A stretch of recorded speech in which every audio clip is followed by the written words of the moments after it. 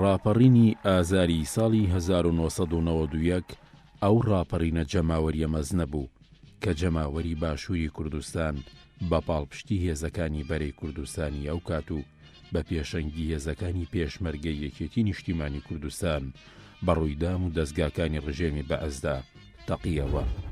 لە یادی ڕاپەڕینی بازیان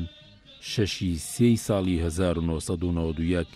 لەو سەردەمەدا ئۆردوگای زۆرملەی بازیان کە دانیشتوانی گوند و ناحیەکانی هەردوو قەزای پشدەر و شارباژێڕ و چەند ناوچەیەکی دیکە ڕاگوێزراوی تێدا کۆکرا بووە و لە ژیان و گوزەرانێکی سەخت و ناهەمواردا بوون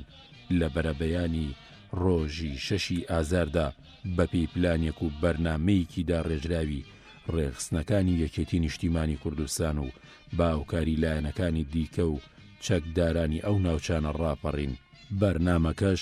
لە گەڕەک و کەرتەکانی ئەو ئۆردوگایەوە لە ئەڵڵای و تەیناڵ و گۆپاڵە و بازیانی هاوچەرخ و مەدینە سەدامی یەکەم و دووەم و لە باینجان کە ئێسا کراوە بە بەردە قارەمان یەکەم فیشەکی ڕاپەڕین بەڕووی دوژمندا تەقێندرا و هێرش کرایە سەر بنکەی پۆلیسی بازیانیەک. پاشان جەماوەری شارۆچکەی بازیانیەک و تەیناڵ هێرشیان کردە سەردام و دەستگاسی خوڕیەکانی ئەمن و استیخبارات لە تەیناڵی کۆن و لە پاش بەرگریکردنێکی لەرزۆکانە توانرا دەست بەسەر هەموو مۆڵگەکان و بارەگاکاندا بگیرێت. لە هەمان کاتیشدا بازیانی هاوچەرخ پاکرایەوە لە پیاوانی ڕژێم و ئازاد کرا. لەو ڕۆژەدا لە گۆپاڵەوە تا بازگەی تاسڵوجا پاکرایەوە، بەڵام ڕژێمی بەعەز بەهێزێکی زۆر و بە پاڵپشتی کۆپتەر و چەندەها چەکی قورس هێرشی هێنایەوە و توانیان بارەگاکانی تەیناڵ و تاسڵوجا جارێکی تر بگرنەوە. بەڵام هەمان ئەو شەوە ئەو شوێنانە لەلایەن جەماوەری ڕاپەڕیوەوە ڕزگار کرانەوە و هێرشی جەماوەر لەو ناوچەیەوە بە هەردوو ئاراسی دەربەندی بازیان و بارودخانەی تاسڵوجە و مەعەسکەر سەلام و بناری کەڵەوانان درێژ بووەوە. لەلایەکی دیکەوە هەمان ڕۆژ لە چوار قوڕنە و بتوێن جەماوەری ئەو ناوچەیە هێرشیان کردە سەر هێزە پەرتەوازەکەی ڕژێم و